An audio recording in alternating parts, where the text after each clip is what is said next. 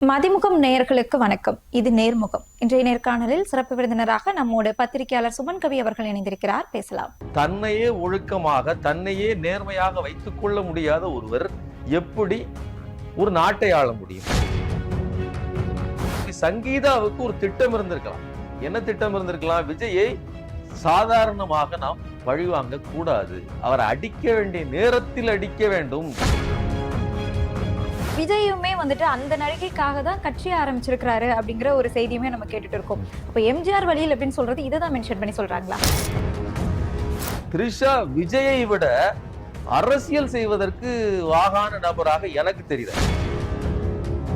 நீ வந்து புதுசா இப்பதான் வந்திருக்கிற, நீ எத்தனை தேர்தலை சந்திச்சுட்ட, உனக்கு எதுக்கு முன்னுரிமை கொடுக்கணும்? ஒரு தூய சக்தின்னு தன்னை சொல்லிக் கொள்கிறவரின் யோக்கியதை இதுவா? தேர்தலுக்கு பிறகு விஜய் காணாமல் செல்வார், நிச்சயமாக 2வது படத்துக்கு போயிருவார். டயா பூஸ்டர் சுகரை கண்ட்ரோல் பண்ணும், உங்க ஆரோக்கியத்தை மீட்டு தரும். சர்க்கரையை கட்டுப்படுத்துறதுக்கான எளிமையான வழிமுறை, இயற்கையான வழிமுறை. அனைத்து மருந்து கடைகளிலும் கிடைக்கும்.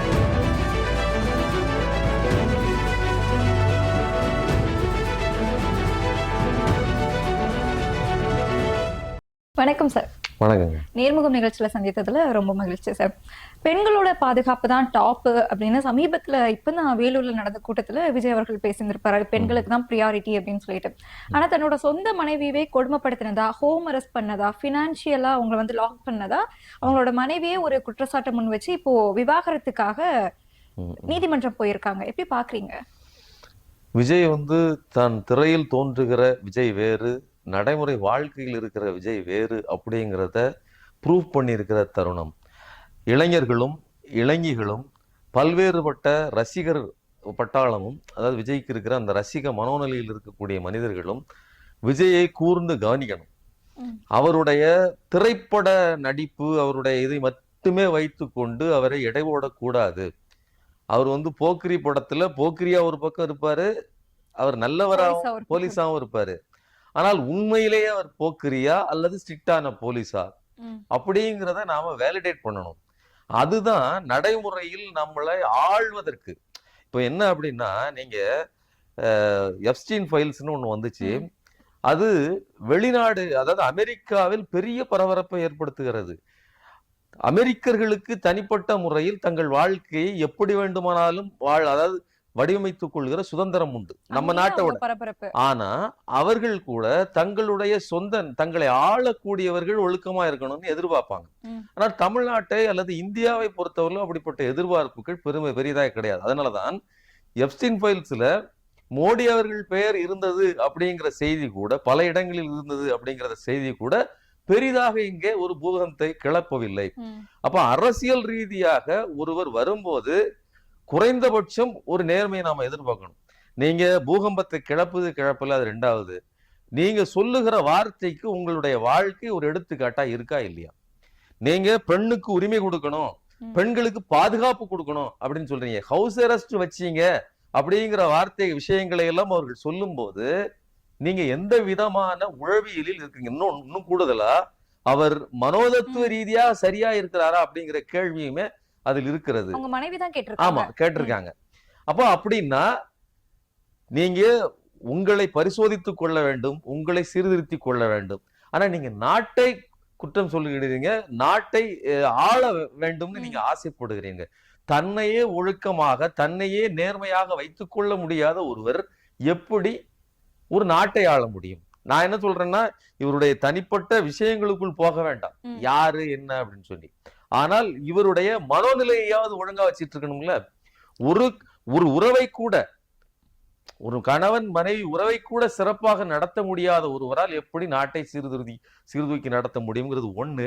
இன்னொன்னு, இந்த விஷயம் வெளிவந்த உடனேயே இது ஒரு திமுகவினுடைய சதி, இது திட்டமிட்டு கடைசி அஸ்திரத்தை வீசி விட்டார்கள்.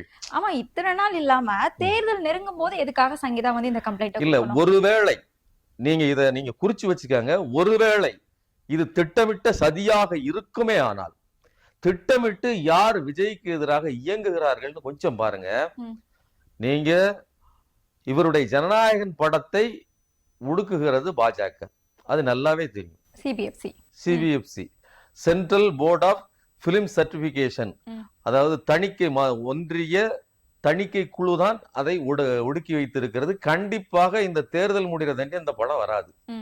அப்படி திட்டமிட்டு செய்ய துஷார் மேத்தா அங்கிருந்து காணொளி காட்சியில் வந்து இந்த படத்தை முடக்குகிற அளவிற்கு பாஜக ஜனநாயகன் விஷயத்தில் மிக முக்கியத்துவம் காட்டுகிறது. இதை குறித்து விஜய் பேசல.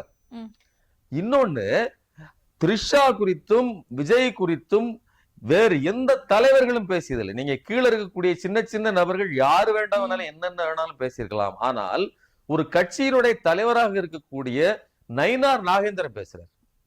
இந்த மாதிரி நீங்க ஒரே வீட்டுல கடந்துகிட்டு இருக்கீங்க, நீங்க வந்து வெளியில வாங்க, நீங்க வந்து நல்லா குடும்பம் நடத்தணும்.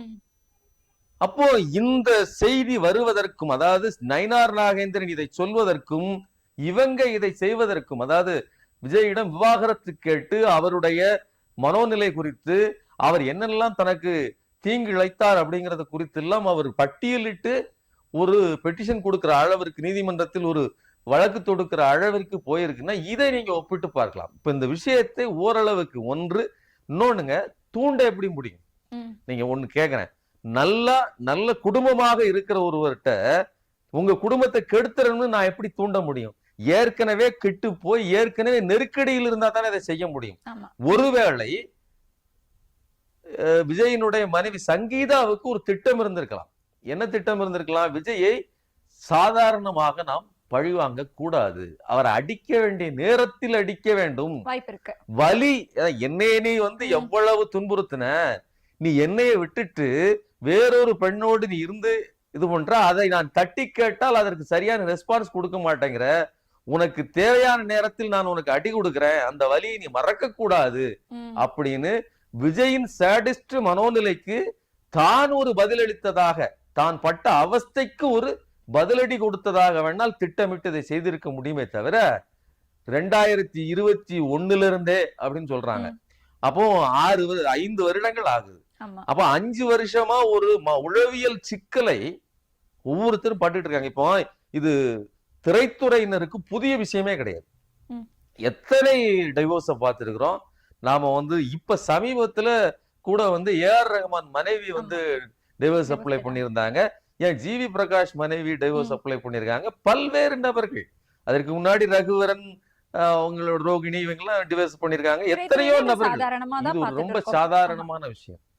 அப்போ திருமணம் பிடிக்கலன்னா முறிவு அப்படிங்கிறது ஒன்றும் பிரச்சனை கிடையாது. இன்னொன்னு, அந்த உறவுக்குள் என்னென்ன சிக்கல் இருந்தது அப்படிங்கறத கண்டிப்பா பெட்டிஷன்ல ஃபைல் பண்ணுவாங்க. ஏன்னா ஒரு உறவை நீங்கள் முறித்துக் கொள்கிறீர்கள் என்ன காரணத்துக்காக நீங்க கோர்ட்டுக்கு போனீங்கன்னா, ஏமா நல்லா தானே இருக்கிறாரு, அவர்கிட்ட இல்லாத பணமா, உனக்கு என்ன பிரச்சனை, அவர் வந்து குழந்தைங்களோட நல்லா தானே இருக்கிறாருன்னு சொல்லி எல்லாவற்றையும் கன்வின்ஸ் பண்ணுவாங்க. அப்படி செய்வதாக இருந்தால் விஜய்கிட்ட ஆதாரம் இருக்குதா, நான் வந்து நல்லா மனைவியை நல்லா தான் வச்சிருக்கிறேன் அப்படின்னு? பணம் இங்க விஷயம் இல்ல. இப்போ அவங்க வந்து பனையூர் பங்களாவில் நான் சென்று வருவதற்கு எனக்கு உரிமை கொடுக்கணும், சில சொத்துக்களில் எனக்கு உரிமை கொடுக்கணும், குழந்தைங்க அங்க இருக்கிறதுக்கு வாய்ப்பு கொடுக்கணும்லாம் சொல்லியிருக்காங்க. ஆனாலும் கூட சங்கீதாவை பொறுத்தவரையிலும் அவருடைய தகப்பனார் ஏற்கனவே மிகப்பெரிய மில்லினியர், ஆமா, பெரிய பணக்காரர், பெரும் பிக் ஷார்க்னு சொல்லுவாங்கல்ல, பெரும் முதலை, அவர் பண முதலை. அவர்கள் விஜய் வந்து சங்கீதாவை கட்டும் போது சங்கீதாவின் பணத்துக்கு இவர்கள் நிகரே கிடையாது. இப்பவும் வந்து சங்கீதா அவ்வளவு பெரிய கோடீஸ்வரி தான். அப்படி இருக்கிற பட்சத்தில் இவர்கள்ட்ட ஜீவனாம்சம் வாங்கித்தான் வாழணும்னு அவசியம் கிடையாது. ஆனால் அவர் ஏன் கேட்கிறாரு அப்படின்னா, ஒரு உத்தரவாதம், நாம இத்தனை நாள் வாழ்ந்திருக்கோம், இல்லைன்னா நீங்க எங்களை இது பண்ணிருக்க. பணத்தை தாண்டி ஒரு உறவுல அன்பு இருக்க வேண்டியிருக்குது, நெருக்கம் இருக்க வேண்டியிருக்குது. அப்போ விஜய்க்கு அந்த அன்பு நெருக்கம் இருந்துச்சா? நீங்க நல்லா யோசிச்சுக்காங்க. விஜயனுடைய மகனுக்கு அவர் ஒரு படம் எடுத்திருக்காப்புல, அந்த படம் அவர் ஒரு படத்துக்கு டைரக்ட் பண்ணிருக்காருன்னு நினைக்கிறேன், தயாரிப்பு பண்ணிருக்கிறாரு. அந்த படத்தை ரிலீஸ் பண்ணுவதற்கும் அந்த படத்தின் ஆடியோ லான்ச் எதுக்குமே விஜய் பக்கத்திலிருந்து ஒரு ட்விட் கூட கிடையாது. விஜய் வர்றாரு வரலங்கிறது விஷயம் இல்லைங்க. விஜய்க்கு 52 வயசு ஆகுது. ஒரு பெரிய மனிதன் கணக்குப்படி இன்னைக்கு சமூகத்துல ஒரு பெரிய மனிதன். நீங்க திரைப்படத்துல அவர் நல்லா அடிச்சிட்டு அவரு வந்து ஒரு யங்ஸ்டர் யூத்தா இருக்கிற அந்த மனிதன் இல்ல.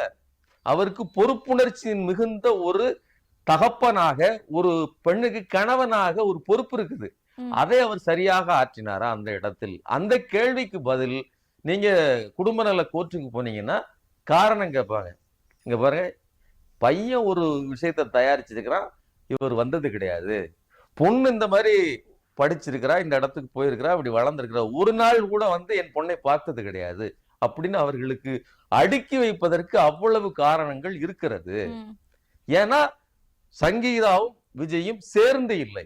நீங்க சினிமா வட்டாரங்கள்ல முன்னாடியே தெரியும், கடந்த காலங்கள்லயே சினிமா வட்டாரத்துல என்னென்ன நடக்குங்கிறத சூசகமாக கிசுகிசுக்கள் எழுதுவாங்க. இன்னைக்கும் அதே கிசுகிசுக்கள் அதே மாதிரியான நபர்களால் பல்வேறு நபர்கள் இருக்காங்க. அவர்கள் எல்லோரும் இன்னைக்கு வீடியோல சொல்லிட்டு இருக்காங்க. அப்போ கிசுகிசுங்கிறது தெரியாமல் எங்கேயோ நடக்கிறப்போ யாரும் சொல்றதை யாரும் பெருசா நினைக்க மாட்டாங்க. ஆனால் இன்னைக்கு நீங்க ஒரு அரசியல் கட்சி தலைவராக வந்திருக்கீங்க, இன்னைக்கு நீங்க நாட்டை திருத்த போகிறேன்னு சொல்றீங்க, மற்றவர்கள் எல்லாம் தீய சக்தின்னு சொல்றீங்க, நான் தூய சக்தின்னு சொல்றீங்க. இப்ப நீங்க புரிஞ்சுக்கங்க, தூய சக்தியாக இருக்கிற ஒன்று அரசியல் சாக்கடை அப்படின்னு ஈஸியா எல்லாத்தையும் நாம ஒரே தட்டுல வச்சிருவோம். ஆனால் நான் மற்றவர்களை விட வித்தியாசமானவர்னு சொல்லுகிற அதே விஜய் தான் 1.5 கோடி ரூபாய் 1.5 கோடி ரூபாய் ஃபைன் போட்டு இருக்குது வரி கட்டலன்னு சொல்லி. அது வருது. அந்த நிகழ்ச்சி நடந்து முடிஞ்ச அடுத்த நிமிஷம் தான் நயினார் இதை சொல்றாரு. இப்போ இந்த நிகழ்ச்சி வருது, நீதிமன்றத்திலேயே வாழ்க்கை போயிரும். ஆமா, இப்போ விஜய் வந்து ஒருவேளை சந்தேகிப்பதாக இருந்தால் திமுக மேல அவர்கள் சந்தேகிக்க கூடாது. ஏன்னா திமுக அப்படி விஜய் பழிவாங்க வேண்டும்னு திட்டமிட்டு இருந்தால் அவர்கள் போலீஸை வைத்து பாஜக அரசு, பாஜக கூட்டணியில் ஆழக்கூடிய பாண்டிச்சேரியில் நடந்த கெடுபிடியை கூட இவர்கள் கொடுத்தது கிடையாது இங்க அவர்களுடைய கூட்டத்துக்கு. அதே மாதிரி ஸ்டாலின் அவர்கள் கரூர் சம்பவம் நடந்து முடிந்த உடனே தன்னுடைய தொண்டர்களே இறந்து போவதற்கு ஒருவர் திட்டமிட்டு ஒரு வேலையை செய்ய மாட்டார், விஜயை நான் இந்த இடத்தில் குற்றம் சாட்ட விரும்பவில்லைன்னு பேசினார். ஆனால் பாஜக அப்படி நடந்து கொள்ளவில்லை. முதலில் சப்போர்ட் பண்ணிச்சு, இரண்டாவது மேடைகள்ல பேசும்போது அபாண்டமான பழியை அது எடப்பாடி பழனிசாமியும் போட்டார், இவங்களும் போட்டாங்க. அதனால பாரபட்சம் பார்த்தல. இப்போதும் அதிமுக மேடைகளில் விஜய்கிட்ட நீங்க வந்து கூட்டம் பார்க்க போனீங்கன்னா சவப்பட்டியோடு போங்க அப்படின்னு பேசுவதற்கு அதிமுக தரப்பு தயங்குவதில்லை. அப்ப இந்த அளவிற்கு கடுமையான குற்றச்சாட்டுகளை விஜய் மீது வைத்தது உண்மையிலேயே பாஜகவும் அதிமுகவும் தான். அப்ப திமுக கிடையாது. எஸ்ஐடி போட்ட போவும் சரி, விஜய் மீது அவர்கள் எஃப்ஐஆர் பதிவு செய்யவே இல்லை. ஆனால் விஜயை சிபிஐக்கு போனதுக்கு பிறகுதான் விசாரணை என்கிற பெயரில் அவரை மீண்டும் மீண்டும் அழைத்தார்கள். இதெல்லாம் கூட்டி கழிச்சு பாருங்க. இன்னொன்னு நான் மீண்டும் சொல்லுவேன், ஒரு தனிப்பட்ட நபரினுடைய வாழ்க்கைக்குள்ள, அதுவும் விஜயின் மனைவி மாதிரியான ஒரு மிகப்பெரிய ஒரு செல்வந்தர் குடும்பத்தில் பிறந்த ஒரு பெண்ணுக்கு வேற ஏதோ மோட்டிவேஷன் எங்கேயோ இருந்த அழுத்தம் வந்து செய்ய வேண்டிய அவசியம் இல்லை. ஒரு எளிய மக்கள், ஒரு கரூர்ல மிதிபட்டு செத்தவர்கள் ஒரு 40 லட்சம் ரூபாய் நீங்க கொடுக்குறீங்கிறதுக்காக மாத்தி பேசலாம், அது நடக்கும். ஆனா சங்கீதா ஒரு விஷயத்தை மாற்றி பேசுவார் அப்படிங்கறத நாம் ஏற்றுக்கொள்ள முடியாது. நீங்க சொன்ன மாதிரி நயனா நாகேந்திரன் வந்து இடையில அந்த நடிகையோட பெயரையே குறிப்பிட்டு சொல்லியிருந்தாங்க. சங்கீதா நான் பேர் சொல்ல மாட்டேன்னு சொன்னாலும் அவரு சொல்லிட்டாரு அந்த நடிகை பேர் என்ன அப்படிங்கறத. விஜயுமே வந்துட்டு அந்த நடிகைக்காக தான் கட்சி ஆரம்பிச்சிருக்கிறாரு அப்படிங்கிற ஒரு செய்தியுமே நம்ம கேட்டுட்டு இருக்கோம். அப்ப எம்ஜிஆர் வழியில் அப்படின்னு சொல்றது இதைதான் மென்ஷன் பண்ணி சொல்றாங்களா? இல்ல, அதுதான். அதாவது உண்மையிலேயே அது வந்து நம்ம வந்து கமாண்ட் அப்படி ஒரு இது பாக்குறதா இருந்தா அப்படிதான் செய்ய வேண்டியிருக்குது. ஆனால் த்ரிஷா நீங்க அந்த நடிகைன்னு சொல்ல வேண்டியது இல்லை. ஆனால் த்ரிஷாவோட அந்த பிஹேவியர் இருக்கு இல்லையா, நயினார் நாகேந்திரன் சொன்ன உடனே விஜய் கூட திருடனுக்கு தேள் கொட்டியது மாதிரின்னு சொல்லுவாங்க. ஏன்னா திருட போன இடத்தில் தேள் கொட்டிருச்சுன்னா கத்த முடியாது. கத்துனா உங்களை பிடிச்சி நீ ஏன்டா இங்க வந்தேன்னு கேள்வி கேட்டு உங்களை அடி இழுத்து போடுவாங்க. அப்ப தேள் கொட்டுனதை அமுக்கிக்கணும். அப்போ உங்கள் மீது குற்றம் இல்லாத போது நீங்க சத்தம் போடலாம், பேசலாம். நீங்க குற்றவாளியாக இருக்கிற போது நான் எவ்வளவு பெரிய யோக்கியம் தெரியுமா அப்படின்னு பேசிட்டு முன்ன வந்தீங்கன்னா அது அயோக்கியத்தனம். ஆனால் அந்த அயோக்கியத்தனத்தை விஜய் கூட செய்வதற்கு கொஞ்சம் அச்சப்படுகிறார். ஆனால் த்ரிஷா எந்த கூச்சமும் இல்லாமல் துணிச்சலா வந்து அது எப்படி ஒரு கட்சியினுடைய தலைவர் இப்படி பேசலாம்னு சொல்லி அவர் தான் வந்து வழக்கு இது பண்றாரு, அவர் தான் வந்து அறிக்கை விடுகிறார், இதெல்லாம் செய்யறார். சோ எதுக்கு சொல்றேன் அப்படின்னா, த்ரிஷா விஜயை விட அரசியல் செய்வதற்கு வாகான நபராக எனக்கு தெரியுது. அவங்களே சொல்லியிருந்தாங்க எனக்கு முதலமைச்சர் ஆகணும்ங்கறது ஆசை அப்படின்னு ஒரு பேட்டியில முன்னாடி ஒரு சம்பவத்தையோ ஒரு நிகழ்வையோ அதுல உடனே தான் பெண் அப்படிங்கிற அந்த கார்டு, அந்த ஒரு இதை மட்டும் வைத்துக் கொண்டு நயினார் நாகேந்திரன் நீங்க வந்து சார்ஜ் பண்றதுக்கு ஈஸியா முன்ன வர்றாரு அப்படின்னு சொன்னா, இது நீங்க வந்து ஒப்பிட்டு பார்க்கணும். ஜெயலலிதா சட்டசபையில வந்து முடியை கலைச்சிக்கிட்டு வந்து நடத்தின நாடகம் இருக்குல்ல, அதுக்கு இது நிகரானது. அது அந்த காலகட்டத்தில் இது திட்டமிட்டு நிகழ்த்தப்பட்டது அப்படின்னு திருநாவுக்கரசர் இப்போ வந்து காங்கிரஸ்ல இருக்கிறாரு, அவர் சொல்றாரு, முந்தைய நாளே கலைஞர் வாசிக்க போகிற நிதிநிலை அறிக்கை இருக்கும், அது பக்கத்துல போய் நம்ம சண்டை போடணும், நாம இப்படிலாம் கத்தணும்னு சொல்லி டிராமா ரிகர்சல் பார்க்கப்பட்ட ஒன்று, முன்கூட்டியே பேசப்பட்டது அப்படின்னு சொல்லி திருநாவுக்கரசர் சொல்லியிருக்கிறாரு. சோ அதே மாதிரியான ஒரு நபர் தான் இந்த திரிஷா. அரசியலுக்கு இன்னும் வரல, வருவதற்கு முன்னாலேயே அவருடைய குணாதிசயங்கள் இவருக்கு இருக்கிறது அப்படிங்கறத நம்ம பார்க்க முடிகிறது. இப்ப நமக்கெல்லாம் கேள்வி என்ன அப்படின்னா, ஒரு குடும்பத்தை கெடுத்து ஒரு ஒரு நல்ல வாழ்கிற 2 குழந்தைங்க ஆயிப்போச்சு. நீங்க குழந்தைகள் இல்லாதவர்கள், ஒரு வாரிசு இல்லாத குடும்பத்துக்குள்ள ஒண்ணு நடந்தா கூட யாரும் அதை பெரிதாக நினைக்க மாட்டார்கள். இன்னைக்கு உங்க பையனுக்கு கல்யாண வயசு, உங்க பொண்ணுக்கு கல்யாண வயசு 25 வயசு ஆகுதுன்னா, நீங்க ஒரு தகப்பனாக இருந்து எல்லாத்தையும் பார்த்து நிறை செலுத்த வேண்டிய ஒரு நேரத்தில் நீங்க ஒரு பிளேபாயா இப்படி சுத்திக்கிட்டு இருக்கீங்கிறது ஒருபோதும்.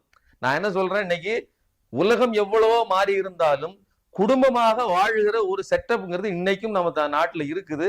இந்த உளவியலை, மக்களினுடைய உளவியலுக்கு முற்றிலும் முரணான ஒரு செயலை நீங்க இந்த பிரியமானவளேன்னு நினைக்கிற அந்த ஒரு படம், அந்த படத்துல தான் வந்து அக்ரிமெண்ட் போட்டு லவ் பண்ணி சிம்ரன் கூட வாழ்வாங்க. அப்படிப்பட்ட ஒரு ஒரு வாழ்க்கை, ஒரு எந்த ஒரு பொறுப்பும் எந்த ஒரு பிடிப்பும் எந்த நிர்பந்தமும் இல்லாத ஒரு வாழ்க்கையைத்தான் விஜய் வாழ்கிறாரோ, அந்த படத்தில் காட்டப்பட்டதும் விஜயினுடைய வாழ்க்கையும் ஒன்றுதானோ அப்படின்னு பாக்குற அளவுக்கு நமக்கு இது இருக்குதுன்னு நான் நினைக்கிறேன். இது வந்து நேத்துல இருந்தே ரொம்ப பரபரப்பா பேசக்கூடிய ஹாட் டாபிக் அப்படின்னே சொல்லலாம் இந்த விவாகரத்து விஷயம். இது தேர்தல்ல ஏதாவது ஒரு தாக்கத்தை ஏற்படுத்த வாய்ப்பு இருக்கா?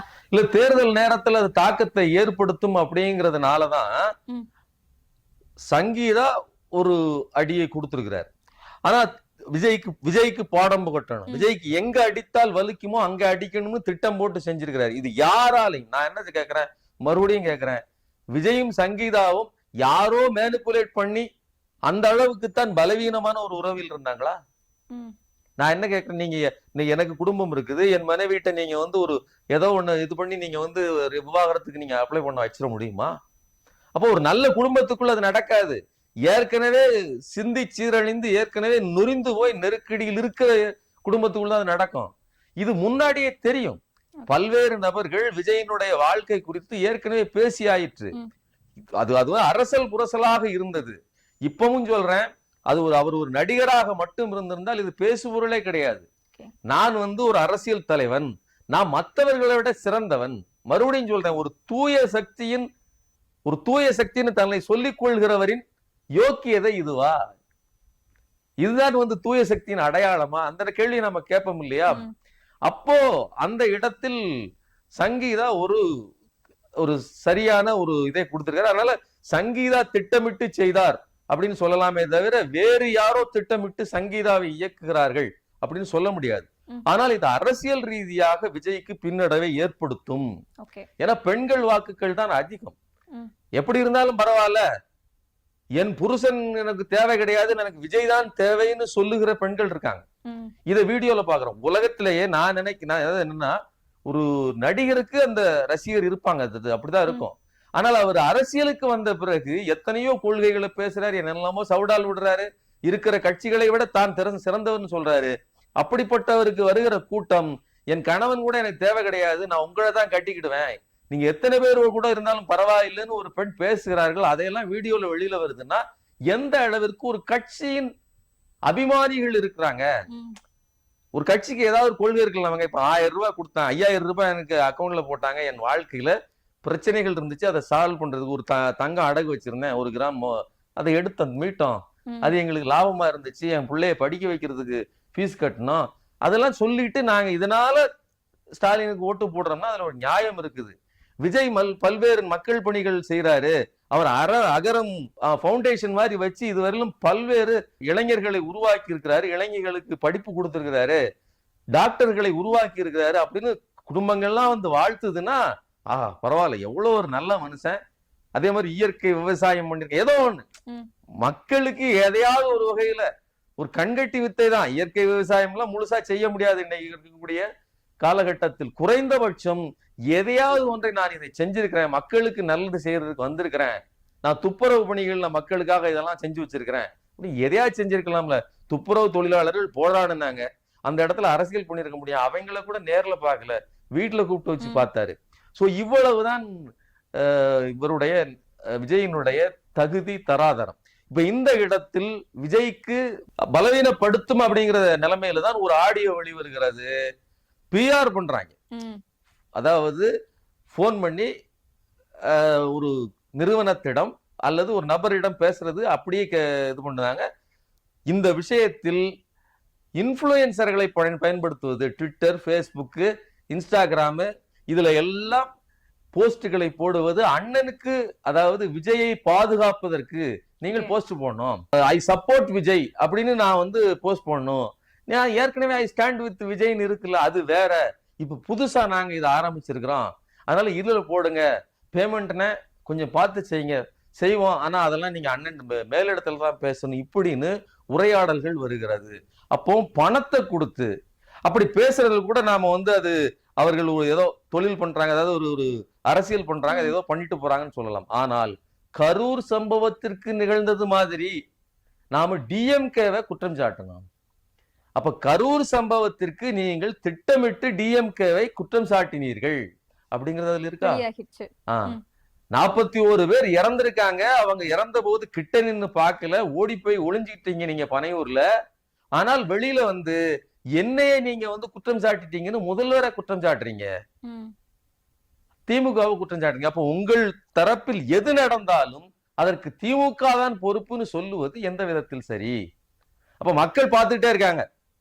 இது இந்த கூட்டம், அதுலயும் விஜயை நம்புகிற அல்லது விஜயை ஆதரிக்கிற, அது இன்ஃப்ளூயன்சரா இருந்தாலும் சரி, ஒரு சாதாரண ட்விட் போடுகிற ஒரு நபராக இருந்தாலும் சரி, அல்லது நம்ம குடும்பத்துக்குள்ளேயே இந்த சமூக வலைதள பக்கம்லாம் இல்லாத ஒரு சாதாரண தாவேகா நபராக இருந்தாலும், ஆதரவாளராக இருந்தாலும் சரி, இவர்கள் எல்லோரும் ஒரு வகையான மதிமயக்கத்துல இருக்காங்க. இவ்வளவு பெரிய விஷயம் வருகிறது, அண்ணி இப்படி நடந்துச்சே அப்படின்னு யாரும் சொல்லல. அவங்க திரிஷாவை அண்ணின்னு சொல்றாங்க, இந்த அம்மாவை கெட்ட வார்த்தைகளால் திட்டுறாங்க. விஜய் பத்தி யார் பேசினாலும், விஜய் பற்றி யார் பேசினாலும் மிக மோசமான வார்த்தைகளால் வசைபாடுறாங்க. அதுவும் குறிப்பா தனது, அதாவது விஜயினுடைய மனைவி, அவர்களுடைய அண்ணி, 2 நாளைக்கு அவங்க அந்த முந்தானத்து வரலாம் அண்ணியாக தான் கருதப்பட்டவர், இன்றைக்கு கெட்ட கெட்ட வார்த்தைகளில் திட்டுறாங்க. விஜய் என்ன வேணாலும் நீங்க முட்டு கொடுங்க, ஆனால் ஒரு பொன், அதாவது அவருடைய மனைவி கூட வாழ்ந்தவர், அவரை பற்றி ஒரு குறை சொல்றாங்க அப்படின்னு சொன்னா அதை பரிசீலிக்க கத்துக்குங்க. வேற யாரோ சொல்லட்டுங்க, அது வேற விஷயம். இப்ப நேத்து ஏதோ ஒரு கிசு பேசுகிற ஒரு யூடியூபர் சொல்லிட்டாரு அப்படின்னு சொன்னா அதையெல்லாம் பேசக்கூடாது, அதை நீங்க விமர்சிங்க. ஆனால் மற்ற தலைவர்களுக்கு அப்படி நடக்கும் போது, ஒரு யூடியூபர் சொல்லிட்டாருன்னா அதை ஊதி பெருக்கி உங்களை பத்தி தெரியாதா அப்படின்னு பேசுகிற விஜயின் அந்த விர்ச்சுவல் வாரியர் கூட்டம் இன்னைக்கு அவருடைய மனைவியே கொடுத்த அந்த பெட்டிஷனுக்கு எதிராக அவரை அவதூறு பரப்புகிறது, அவரை இழிவுபடுத்துகிறது, அவரை வேறொருவரோட சேர்த்து வைத்து பேசுகிறது அப்படிங்கிறது ஒரு அப்பட்டமான அயோக்கியத்தனம். இதுதான், இதைத்தான் விஜய் உருவாக்கி வைத்திருக்கிறார் அப்படிங்கறத நம்ம புரிஞ்சுக்கணும். நீங்க பேசும்போது சொல்லியிருந்தீங்க விஜய் அப்படி என்ன செஞ்சாரு அப்படின்னு சொல்லிட்டு, செய்யறதுக்காக தான் நாங்க ஆட்சிக்கு வந்திருக்கோம் அப்படின்னு சொல்லிட்டு ஒரு சில வாக்குறுதிகள் எல்லாமே வேலூர் கூட்டத்துல கொடுத்திருந்தாரு. அந்த வாக்குறுதிகள் குறித்து உங்களோட கருத்து என்ன சார்? விஜயை பொறுத்தவரையிலும் அவருக்கு கொள்கையோ கோட்பாடோ ஒண்ணுமே கிடையாது. அவருடைய அந்த தேர்தல் அறிக்கை தான் பேசும் அப்படின்னு அவர் மேடையில சொன்னாரு. அவர் பேசியதெல்லாம் அபத்தமானது. யூபிஎஸ்சிங்கிறது அவரு சென்ட்ரல் கவர்மெண்ட் கையில இருக்கக்கூடிய ஒரு அமைப்பு, அதை போய் இவர் நான் மாற்றுவேன் அப்படின்னு பேசுவதெல்லாம் அது மக்களுக்கே தெரியும், அது ஒரு அபத்தமான விஷயம்னு சொல்லி. அது மட்டும் இல்லாம அவருடைய அந்த அறிக்கை இருக்கு இல்லையா, அறிக்கையை ஏற்கனவே கொடுக்கப்பட்ட அறிக்கைகள் இருக்குல்ல, அதையெல்லாம் தணிக்கை பண்ணி கூட்டி கழிச்சு நம்ம ஜான் அப்ரஹாம் அவருடைய டீம் தான் உட்கார்ந்து வேலை செஞ்சிட்டு இருக்காங்க அப்படிங்கிறது பனையூரில் இருந்து வருகிற தகவல். இவர்களுக்குன்னு சொந்தமா எதுவும் கிடையாது. திரைப்படத்துல கூட தெலுங்குல ஒரு படம் எடுப்பாங்க, அதைத்தான் இவர் டப்பிங் பண்ணி, மகேஷ் பாபு படத்தை இவர் டப்பிங் பண்ணுவார். அதே மாதிரி தேர்தல் அறிக்கையில் கூட காப்பி அடிக்கிற வேலையை விஜய் செய்கிறார் அப்படிங்கிறது இருக்கக்கூடிய நிதர்சனமான உண்மை. இன்னொன்னு, விஜய்க்கு அரசியலும் தெரியாது, நிர்வாகமும் தெரியாது, அவருக்கு இதை பற்றி அக்கறையும் கிடையாது. அவர் ஒருபோதும் நீங்க ஒண்ணும் இல்லைங்க, அவர் வந்து பேசுறாரு, எல்லாரு வீட்டுக்கும் வந்து ஒரு கார் வேணும் அப்படிங்கிறது உண்மைதான். அதே மாதிரி பைக் எல்லோருக்கும் வேணும் அப்படிங்கிறாரு. இந்த பைக் வேணும்னு சொல்றாரு, பைக் தருவோம் அப்படிங்கிறது உத்தரவாதமா கூட சொல்லல. ஆனால் இந்த கார், அஃபோர்டபுள் கார் அப்படிங்கிற அந்த விஷயத்தை நீங்க புரிஞ்சுக்கணும். வோல்க்ஸ் வேகன் இருக்கு இல்லையா, இது ஜெர்மனியில மக்களின் கார் அப்படின்னு பொருள். இரண்டாம் உலக போருக்கு முன்னாடி ஜெர்மனியில மக்களின் கார் அப்படிங்கிற அந்த திட்டத்தை ஹிட்லர் தான் அறிமுகப்படுத்துறாரு. உங்க வீட்டுக்கு மிக குறைந்த விலையில் ஒரு கார் கொண்டாந்து தரேன், நீங்க குறைவான பணம் ஒரு 1000 ரூபாய் செலுத்தினா போதும்னு அங்க இருக்கக்கூடிய பணத்துக்கு ஒரு 1000 ரூபாய் சொல்றாரு. பல்வேறு நபர்கள் பணத்தை கொண்டு போய் கொட்டுறாங்க. பணம் எல்லாம் உள்ள வந்ததுக்கு அப்புறம் வார் மிஷின்ஸ், அதாவது போர் தளவாடங்களை தயாரிக்கிறாரு. அதுக்கப்புறம் 2ஆம் உலக போர் ஆரம்பிக்குது. அப்படித்தான் வால்க்ஸ்வேகன் கம்பெனியில ஒரு காரை கூட மக்களுக்கு தயாரிக்காமல் குண்டுகளையும் ஏவுகணைகளையும் பிளைட்டையும் தயாரித்து, அதாவது போர் விமானங்களையும் தயாரித்து 2வது உலக போரை நடத்தி அடுத்த நாட்டை பிடித்து அபகரித்தாருங்கிறது வரலாறு. எதுக்கு சொல்றேன்னா, ஒரு சர்வாதிகாரி எதை கையில் எடுத்தாரோ அதைத்தான் முதலில் கையில் எடுத்து பேசி இருக்கிறார் அந்த விஜய். இந்த விஜய் தெரிந்து பேசினாரோ தெரியாமல் பேசினாரோ, ஹிட்லருக்கு நிகராக இந்த விஷயம் பொருந்தி போகிறது. நான் உங்களுக்கு கார் கொடுக்க போகிறேன் அப்படின்னு சொன்ன அந்த வாக்குறுதி. சோ இதையெல்லாம் ஒப்பிட்டு பாருங்கள். அவர் தன்னுடைய மனைவி விஷயத்திலேயே சர்வாதிகாரியாக நடந்து கொண்டிருக்கிறார் அப்படிங்கறத நான் இதுல சொல்லி இருக்கிறேன். ஒப்பிட்டு பார்த்தீர்கள் என்றால் சரியா பொருந்தி போகும். அந்த வேலூர் கூட்டத்திலயுமே வாக்குறுதி எடுக்கும் போதும் கை வந்து நாஜி சல்யூட் மாதிரி தான் வச்சிருந்தாரு. அதுமே ரீசெண்டா சர்ச்சையாச்சு. இப்ப நீங்க சொல்லும் போது அதை லிங்க் பண்ணிக்க முடியுது எங்களால. இல்ல, நான் வந்து இலுமினாட்டி மாதிரி பேசுறவன் இல்ல, நான் ஒரு ஒப்பீட்டுக்கு தான் சொன்னேன். விஜயனுடைய செயல்பாடுகளை வைத்துத்தான் நம்ம சொல்றமே தவிர இலுமினாட்டிகள் மாதிரி முக்கோணம் கண்ணு அப்படின்லாம் நான் வந்து கதை சொல்வதற்கு தயாராக அந்த பொசிஷன் இப்படி வச்சிருந்தாரு, நம்ம சல்யூட் இப்படி வைக்கிறதுக்கு. சோ அது லிங்க் பண்ணி ஒரு இம்ப்ரெஷனை ஏற்படுத்துவதற்கு நடிப்புங்கிறதாங்க. சீமானுடைய சில செய்கைகள் பாத்தீங்கன்னா அப்படியே ஹிட்லரோடு ஒத்து போகும். ஏன் அப்படின்னா, சீமான் அந்த சித்தாந்தத்தையே அங்கிருந்து எடுக்கிறாரு. தூய ஆரிய இனம் அப்படிங்கிறது ரத்த சுத்தம் சார்ந்ததுதான், வேற எந்த ரத்தமும் கலக்க கூடாதுங்கிறது. அப்படிப்பட்ட ஒரு கருத்தை தான் தூய தமிழ் தேசிய கோட்பாடுன்னு வச்சிருக்காரு சீமான். அப்ப இவர்களுடைய தாத்தா அல்லது இவர்களுடைய கொள்கை மூதாதையர் அப்படின்னு பார்த்தோம்னா ஹிட்லர் தான் எல்லாருக்குமே. சமீபத்துல வேலூர்ல நடந்த கூட்டத்துல விஜய் எதார்ச்சியா தான் சொல்லியிருந்தாரு, அறிவாலயம் பக்கமா யார் போனாலுமே எடுத்து உள்ள கூப்பிட்டு கூட்டணியில வச்சிருவாங்க, இது ஒரு கல்லாப்பெட்டி கூட்டணி அப்படின்னு சொல்லியிருந்தாரு. சோ அதே மாதிரிதான் இப்போ வந்து நம்ம சமீபமா பார்த்துட்டு இருக்கோம். தேமுதிக இப்போ இணைஞ்சிருக்காங்க, ஓபிஎஸ் அவர்களுமே இப்போ இணைஞ்சிருக்காங்க. எப்படி பாக்குறீங்க? இல்ல, விஜயனோட இந்த கமெண்ட் வந்து தன்னுடைய கையாலாகாத தனத்தை பகிரங்கமாக ஒத்துக்கொள்கிற ஒரு ஸ்டேட்மெண்ட். நீங்க என்ன சொன்னீங்க, திருமாவளவன் அவர்கள்ட்ட மேடையில அவரை கொண்டு வந்து நிறுத்துவதற்கு எவ்வளவோ பிரயோஜனப்பட்டார் ஆதவர்ஜுனா. அவர் கட்சிக்குள்ளேயே போய் உட்கார்ந்துகிட்டு விஜய் இப்போது என்ன சொல்கிறாரோ அந்த ஸ்லோகத்தை அவர் கட்சிக்குள்ள நின்றுகிட்டு சொன்னாரு. எனக்கு தெரிந்து விஜய் கிட்ட வர்றதுக்கு முன்னாடி ஒரு திட்டத்தோடு தான் இது நடந்திருக்குது அப்படின்னு தோணுது. ஏன்னா இதெல்லாம் இப்பதான் நம்ம ஒப்பிட்டு பார்க்க முடியுது. ஆட்சியில் பங்கு அதிகாரத்தில் பங்குன்னு பேசியதும் ஒரு தலித் முதல்வர்னு சொன்னாரு. இப்ப சொல்ல வேண்டியதானே, ஆதவர்ஜுனா அப்படிலாம் சொல்லல. அப்போ அப்படி ஒரு எப்படியாவது விசிகாவை பிய்த்து இந்த கூட்டணியிலிருந்து இழுத்துட்டு வந்துடணுங்கிறதுக்காக முயற்சி செஞ்சு அதுல தோற்று போனீங்க. காங்கிரசுக்கு அழைப்பு விடுத்தீங்க. காங்கிரசினுடைய என்ன அந்த சமூக வலைதள பொறுப்பாளர் அவரு பிரவீன் சக்கரவர்த்தியை வந்து உங்களை வந்து சந்திக்கிறாரு. சரிங்களா? இது எல்லாம் நான் என்ன கேட்கிறேன், யாராவது போனா பிடிச்சி உள்ள இழுத்து போடுறீங்க, எங்கேயுமே உங்களை போகவே இல்லையே. நீங்களாக வலிந்து அங்க ஓரத்துல இருக்கக்கூடிய ஒருவரை பிடிச்சு இழுக்கிறீங்க. இப்ப செங்கோட்டையன் வந்தாரு, அவர் பிடிச்சி இழுத்து போட்டு நீங்க தான் போட்டீங்களா? அப்போ பிறர் மேல் வைக்கிற விமர்சனம் இருக்கு இல்லையா, அது தனக்கும் பொருந்தும் இல்லையா? எல்லோரும் வரணும், நான் எல்லாத்துக்கும் தயாரா இருக்கிறேன் அப்படின்னு கடை விரித்து வாங்க வாங்க வாங்கன்னு இந்த வாசல் நின்று கூவாங்க தெரியுங்களா? சரி, சில கடை தெருவில், சார் வாங்க சார், உள்ளதான் இருக்கு சார், எல்லாம் இருக்கு சார், சாப்பாடு இருக்கு சார், புரோட்டா இருக்கு சார், சாம்பார் சார் எல்லாமே இருக்குது, சைவம் இருக்குது, அசைவம் இருக்குது, நான்வெஜ் எல்லாம் இருக்கு சார்மா.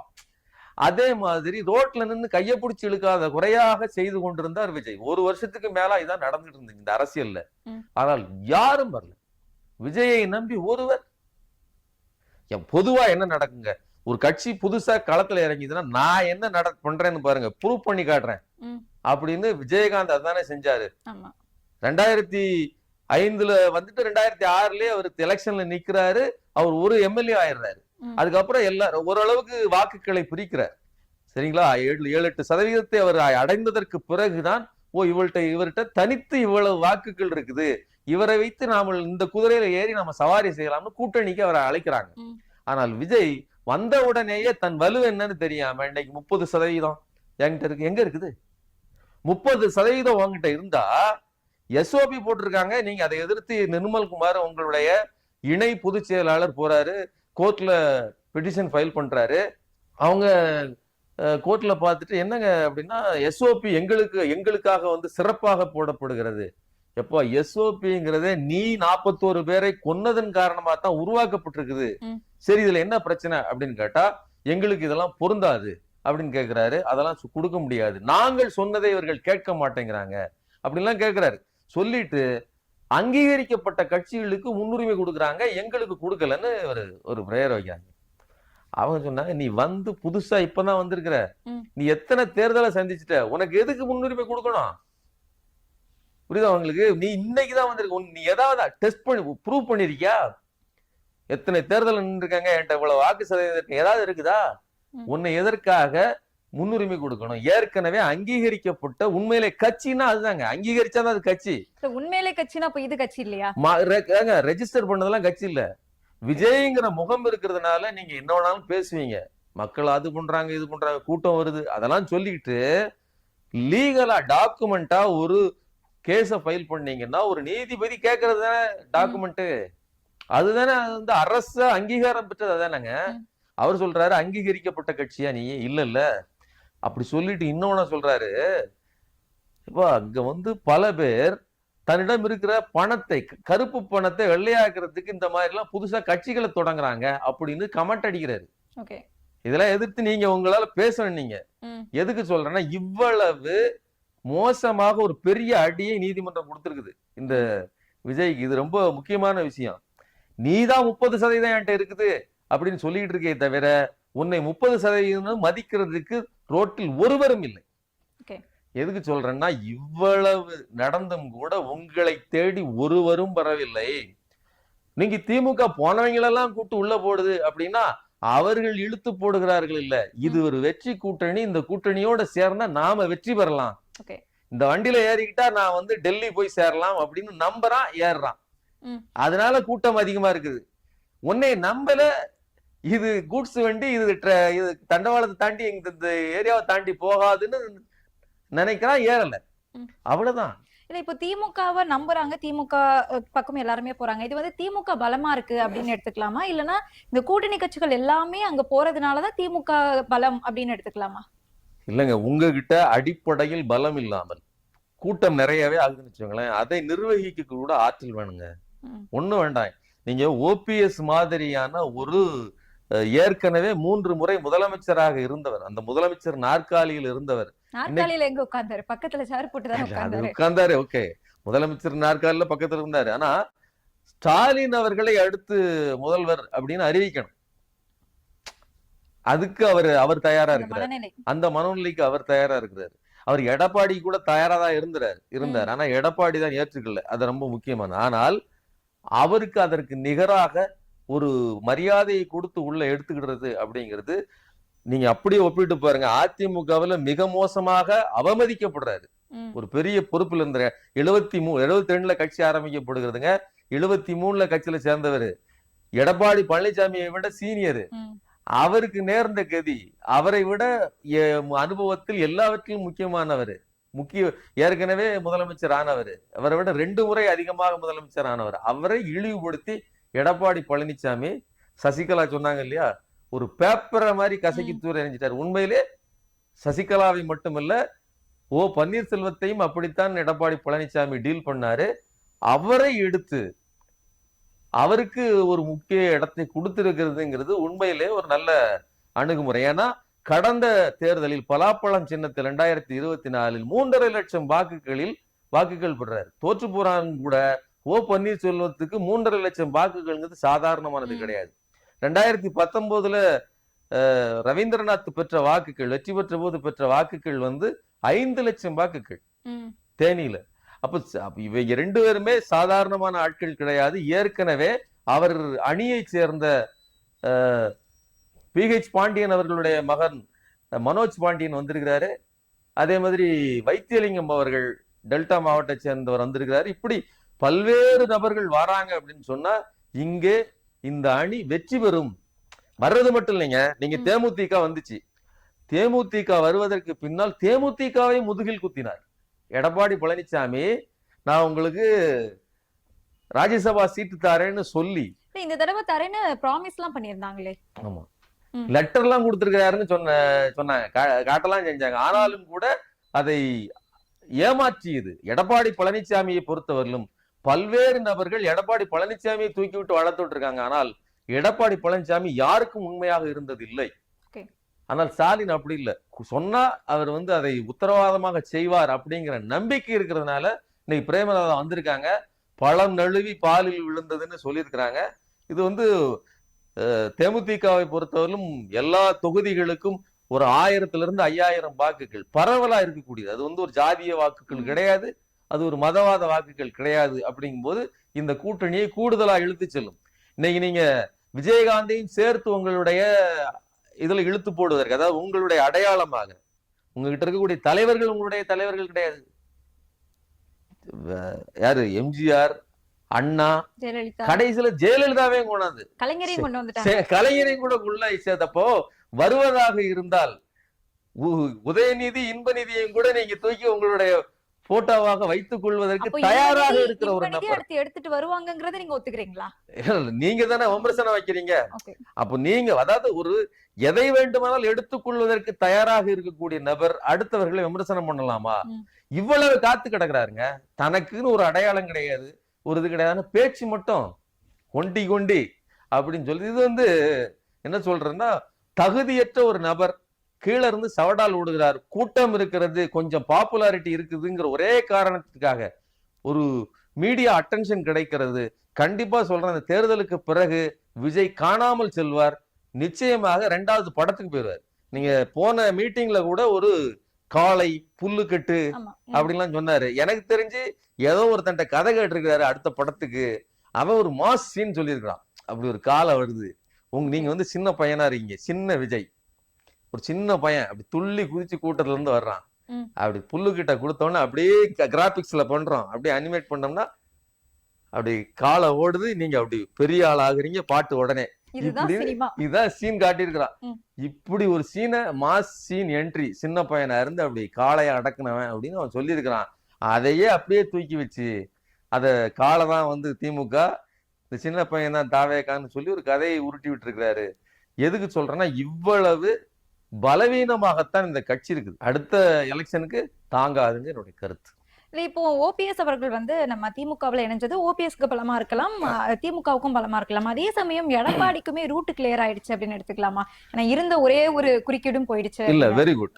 எடப்பாடி பழனிசாமிக்கு சின்னத்துக்கு எதிராக கேஸ் போட்டிருந்தாரு, பல்வேறு நெருக்கடிகளை கொடுத்துக்கிட்டு இருந்தாரு, பல்வேறு கேஸுகள் இருந்தது, பொருளாளரா இருந்ததுல பல நெருக்கடிகள் இருந்தது, இவ்வளவும் இருந்தது. இன்னைக்கு கிளியர்னு அப்பா சொல்ல குடைச்சல் விட்டுதியா அப்படின்னு இவர் நிம்மதி அடைவதாக இருந்தால், எடப்பாடி பழனிசாமிக்கு என்ன நோக்கம்? 2026 தேர்தல் வருது, தேர்தலில் வெற்றி பெற்று நான் ஆட்சி அமைக்கணும், அதிமுகவை ஆட்சி கட்டில் ஏத்தணும், இதுதானே இலக்கு. இதுதான் அவருக்கு இலக்கா? அது இலக்காக இருந்ததுன்னா இதுல ஏன் நிம்மதி அடையணும்? அப்ப இதுல நிம்மதி அடைகிறார் அப்படின்னு நீங்க சொல்றதா இருந்தா, இப்ப நீங்க சொன்னதை நான் அப்படியே எடுத்துக்கிட்டதா இருந்தா, அவருடைய இலக்கு இந்த சீட்டை, அதாவது அதிமுக பொதுச் செயலாளருங்கிற இந்த பதவியை தக்க வைத்துக் கொள்ள வேண்டும். இதை வச்சுக்கிட்டு முடிந்தால் போட்டியிட்டு 2வது இடத்துக்கு புடிச்சுக்கணும் அப்படிங்கிறது இலக்கு. ஏன் இதுக்கு 2வது இடம்னு சொல்றோம்னா, போட்டிக்கு ஒரு ஆள் இருக்கு. விஜய் ஒருத்தர் இறங்கி நிக்கிறதுனால விஜய் தன்னை 2வது இடம்னு சொல்றாரு. இங்க திமுகவுக்கும் தாவேகாவுக்கு தான் போட்டின்னு சொல்றாரு. ஆனால் விஜய் கூப்பிட்டும் எந்த கட்சிகளும் கூட்டணிக்கு போல, அந்த விஷயத்தை அதிமுகவே சொல்லிடுச்சு. நாங்களாவது கூட்டணி வச்சிருக்கிறோம் பாருங்க, என்டிஏன்னு ஒரு கூட்டணி இருக்குது, எங்களுக்குன்னு ஒரு 3 கட்சிகள் 4-5 கட்சிகள் இருக்குது, உங்களுக்கு என்ன இருக்குன்னு கேட்டாங்க. ஆனால் அப்போ அந்த கூட்டணி 2மே பலவீனமாக இருக்கிறது. கண்டிப்பாக திமுக தான் வருங்கிற மூடு என்டிஏ பாஜகவுக்கு இருக்கு. அப்படி இல்லைன்னா இந்த அரசியல் களத்தை எப்படியாவது தனக்கு வசப்படுத்தி கொள்ளணும்னு பாஜக நினைத்திருந்தால் இந்த தமிழ்நாட்டுக்கு 2026 பட்ஜெட்ல ஏதாவது ஒண்ணு சிறப்பு திட்டத்தை செஞ்சிருக்கலாம் இல்லையா? ரயில் திட்டங்கள் செஞ்சிருக்காங்கல்ல. என்ன செஞ்சாங்க? ரயில்வே புல்லட் ரயில் கொடுக்குறான்னு சொல்லியிருக்காங்க. எங்க ஹைதராபாத்ல இருந்து எங்க ஏற்கனவே போட்ட புல்லட் ரயில் இருக்கு இல்லையா, அகமதாபாத் டு பாம்பே, அதுவே 15 வருடங்களுக்கு மேல ஆகுது. 2015 திட்டம் போடப்பட்டு இன்னைக்கு வரலும் அது இழுத்துக்கிட்டே இருக்குது. 1 லட்சம் கோடி சொன்னாங்க, 2 லட்சம் கோடி செலவு பண்ணியாச்சு. 1,90,000 கோடிக்கு மேல செலவு பண்ணியாச்சு. இன்னும் திட்டம் முழுமை 40% தான் முழுமை பெற்றிருக்குது. கிட்டத்தட்ட திட்டம் முடியும் போது இன்னும் 10-20 வருஷம் ஆகும். அந்த திட்டத்துக்கு 4 லட்சம் 5 லட்சம் கோடி ஆகும். இதுதான் நிலைமை. இதுதான் மோடி அரசினுடைய, நீங்க இப்போ எய்ம்ஸ் மருத்துவமனை சொல்றாங்களா, இன்னும் கட்டி முடிக்கப்படல. இது கூட ஆரம்பிக்கப்பட்ட எத்தனையோ மருத்துவமனைகள் ஆந்திராவில் எல்லாம் பல்வேறு மாநிலங்கள்ல எல்லாமே கட்டி முடிக்கப்பட்டாச்சு. ஓபி எல்லாமே வேலை நடந்து, அதாவது இயக்கத்தில் வந்துவிட்டது. ஆனால் இப்போதும் இது முழுவதுமாக இயக்கத்துக்கு வரவில்லை. வேலைகளை அவசரமா செய்யறாங்க. இந்த பூசியும் பூசாமலும் பால் காய்ப்பு நடத்துவாங்கல்ல, அது மாதிரியான வேலைகள் தான் இங்க நடந்து கொண்டிருக்கிறது. அதனால எதுக்கு சொல்றேன்னா, இங்க ஒரு மூடு இருக்குது. அது ஸ்டாலின் அவர்கள் வெற்றி பெற்று விடுவார் அப்படிங்கிறது. அதுல 2வது இடம் யாருக்கு அப்படிங்கிற போட்டி தான் தாவேகாவுக்கும் அதிமுகவுக்கும் இடையில நடக்குது. எடப்பாடி பழனிசாமிக்கு நாம இந்த பொதுச் செயலாளர் பதவியை பிடிச்சாச்சு, அதுவே முதல் வெற்றி. சசிகலா தனி கட்சி, டிடிவி கூட்டணி, இவர் ஓபிஎஸ் திமுக அப்படிங்கும்போது ரூட் கிளியர்ங்கிறது, எனக்கு இந்த இடம் உறுதி, நான் இதை வைத்து வாழ்ந்து கொள்வேன் அப்படிங்கிற இடத்துலதான் இது இருக்கிறது அப்படின்னு நான் சொல்றேன். நீங்க சொல்ற மாதிரி ஓபிஎஸ்க்கு அவரோட சீட் இதுவா இருந்தாலும் பாஜக அவங்களோட அந்த லெவலை ஏத்திட்டே போறாங்களோ, அதிமுகவை விட பாஜக அந்த செல்வாக்கு அதிகமா இருக்குதா, அதையும் பார்க்க வேண்டியிருக்கு நம்ம. சோ அப்படிதான் பிரதமர் மோடி அவர்கள் தேர்தல்னாலே வந்துருவாரு. இப்ப இந்த மாதிரியான ஒரு கூட்டணி சினாரியோவில் இது பாஜகவுக்கு ஒரு நல்ல விஷயம். பாஜகவுக்கு என்ன அப்படின்னா, அதாவது வெற்றி பெற்று ஒரு கூட்டணியை பிடித்து வெற்றி பெற்று ஆட்சி அமைப்பது அது ஒரு டாக்டிக்ஸ். அப்படி இல்லை அப்படின்னா தனக்கு கிடைத்த அல்லது தான் பிடித்திருக்கிற அந்த பலவீனமான கட்சியை உடைத்து சிதிலமாக்கி அதுல லாபம் பெறுவது. இப்போ அவங்க 2017 இருந்தே அதிமுகவை உடைக்கிற வேலையை பாஜக தான் செய்தது. இன்னைக்கு மேடையில நின்றுகிட்டு என்னை உள்ளும் மார்லையும் முதுகலையும் குத்தினார், வெட்டினார் எடப்பாடி பழனிசாமி, அந்த பேரை கூட நான் சொல்றதுக்கு தயார் இல்லை அப்படின்னு புலம்புறாங்க சசிகலா. அது முக்குலத்தோர் மத்தியில பெரிய வைப்ரேஷனை ஏற்படுத்தும். ஆனா அதை எடப்பாடி மட்டும்தான் செய்தாரா? உண்மையிலேயே சசிகலாவை மிகப்பெரிய அழுத்தத்தை கொடுத்தது யார்? மோடியும் அமித்ஷாவும் தானே, பாஜக தானே. அப்படி இல்லைன்னா வித்யாசாகர் ராவ் கரெக்டா எப்படி அவர் எஸ்கேப் ஆகி அவர் அந்த இடத்துல இல்லாமல் போயிடுவாரு. நீங்க உங்களோட எம்எல்ஏக்கள் எல்லாம் கையில வச்சுக்கிட்டு நீங்க பரிதவிச்சீங்க. கடைசியில் உங்களை கொண்டு போய் அக்ரஹார சிறையில் வைத்தார்கள். தீர்ப்புகள் எல்லாம் சீக்கிரம் வந்தது. இப்ப இது எதேச்சியா நடந்தது கிடையாது, சரிங்களா? அப்ப அதுக்கப்புறம் 2021 வரல 4-5 வருடங்கள் உங்களை வெளியிலேயே வரவிடாமல் பண்ணியது யார்? இதையெல்லாம் நீங்க ஒரு வார்த்தை பேசல. அப்போ இப்படிப்பட்ட ஒரு சிதிலத்தை அப்படி உடைக்கணும், உடைச்சு தன் பக்கம் சேர்க்கணுங்கிற அந்த நோக்கத்தை பாஜக ஆரம்பத்தில் இருந்தே கையில் எடுத்து விட்டது. எப்போ ஜெயலலிதாவுக்கு உடல்நலக் குறைவு, அவர் அடுத்த கட்டத்துக்கு மூவ் ஆக மாட்டாரு தெரிந்ததோ, அப்போதே கண்கொத்தி பாம்பாக பாஜக தன்னுடைய வேலையை காட்டுவதற்கு தொடங்கி விட்டது. அதோட நீட்சி தான் இதுவரையில் வருது. இப்ப என்ன நடந்துச்சு அப்படின்னு பாத்தீங்கன்னா, 2026 இந்த எலெக்ஷனை பொறுத்தவரையிலும் முன்கூட்டியே கூட்டணி அறிவிப்பதன் மூலமாக எல்லாவற்றையும் ஒன்று சேர்த்து தன் தலைமையில் பாஜக, நான் தான் இங்க பாஜக தான் முக்கியமான கட்சி, என் தலைமையில் எல்லாரும் ஒன்று சேரணும், நம்ம எலெக்ஷனை சந்திச்சு வெற்றி பெறுவோம்னு நினைச்சாங்க. அதுக்காக தான் 1 வருஷத்துக்கு முன்னாடியே என்டிஏ கூட்டணியில் எடப்பாடி பழனிசாமியை வலிந்து சேர்த்தார்கள். எடப்பாடி பழனிசாமி எவ்வளவு நெருக்கடிக்கு உள்ளானார்னு உங்களுக்கு தெரியும், சரிங்களா?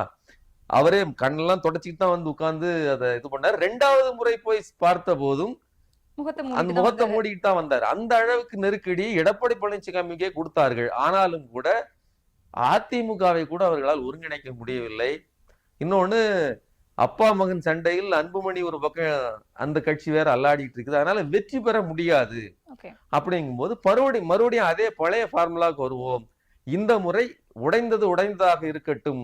2029 MP எலெக்ஷன்ல எடப்பாடியை கையிலே வச்சுக்கிட்டு இப்போவும் ஒரு கணிசமான தொகை, அதாவது இடங்களை பெற்று வாங்கி கொண்டு பாருங்க, நாங்க 11% வளர்ந்திருக்கோம் அப்படின்னு பிற கட்சிகளே எல்லாம் பாரிவேந்தர், பச்சைமுத்து, இந்த மாதிரியான பல்வேறு நபர்கள் இருக்காங்க இல்லையா, சின்ன சின்ன உதிரி கட்சிகள், இதெல்லாம் சேர்த்துதான் 11% சொல்றாங்க.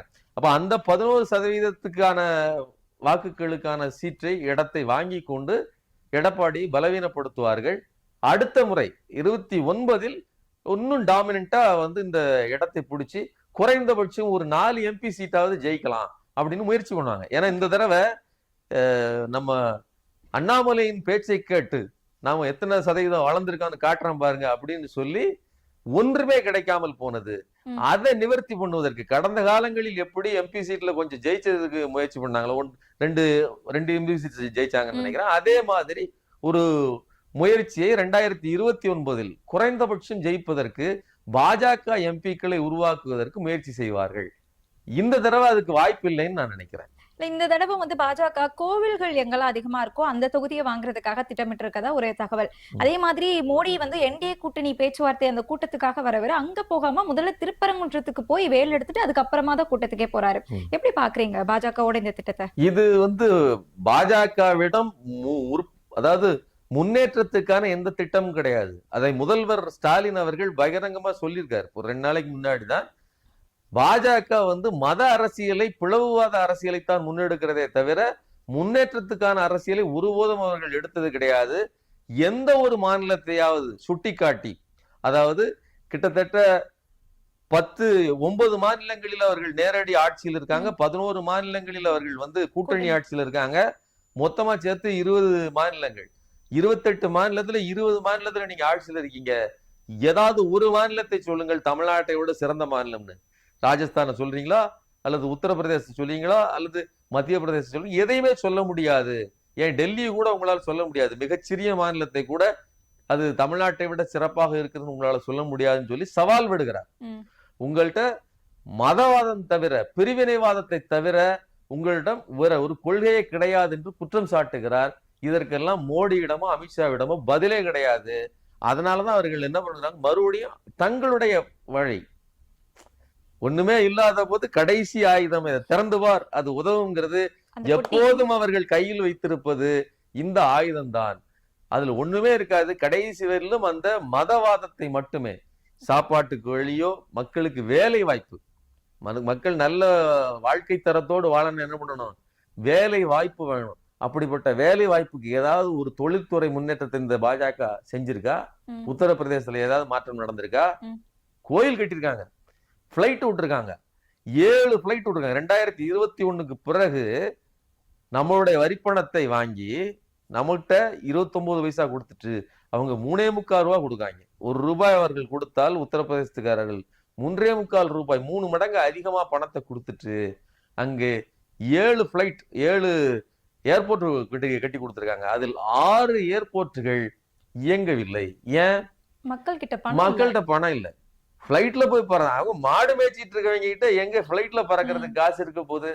அப்ப மக்களின் வாழ்க்கை தரம் உயராம நீங்க இங்க உணர்ந்து ஒரு ஜிகனாவா ஒரு திட்டத்தை அறிவிப்பது என்பது வளர்ச்சி அல்ல, ஏமாற்று வேலை. இப்பவும் ரயில்வேல நடந்துட்டு இருக்குது என்னன்னா, தண்டவாளங்கள் சீரமைப்பது, அதற்கு பணியிடங்கள், 1.5 லட்சம் பணியாளர்கள் தேவைப்படுது, அவர்கள் பணியிடங்களை நிரப்புவது, அவர்களுக்கு சம்பளம் கொடுப்பது, அதெல்லாம் கிடையாது.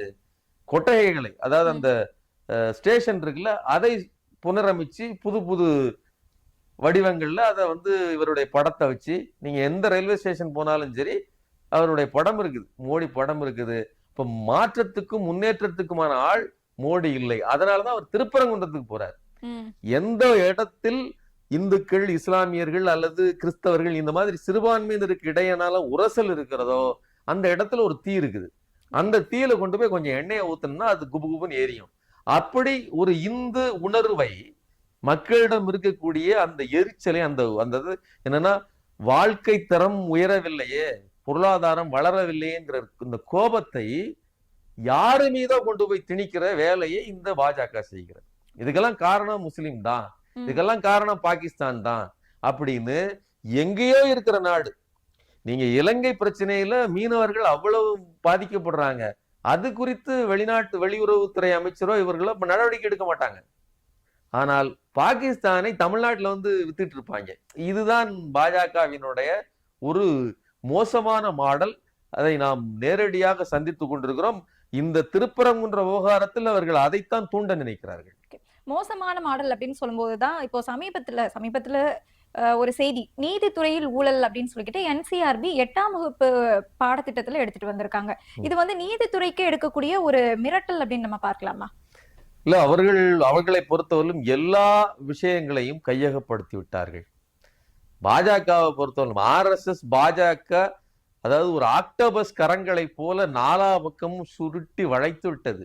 அதுல நீதித்துறைக்கு உள்ளேயும் பிரச்சனைகள் இருக்கிறது. அவர்கள் டெல்லியில் வைத்திருக்கிற அந்த கோச்சிங் சென்டர் மூலமாகத்தான் அவர்கள் கொலிஞ்சியத்துக்குள்ளும் ஆட்களை அனுப்பி அவர்கள் தங்களுக்கு தேவையான, நீங்க பிராமண பார்ப்பனிய உயர் வகுப்பை சேர்ந்தவர்களாக இருந்தாலும் முற்போக்காளர்களாக நடுநிலையாளர்களாக இருந்தால் அவர்களை தேர்ந்தெடுப்பதில்லை அப்படிங்கிற முடிவோடு தான் அவர்கள் வேலை செய்யறாங்க.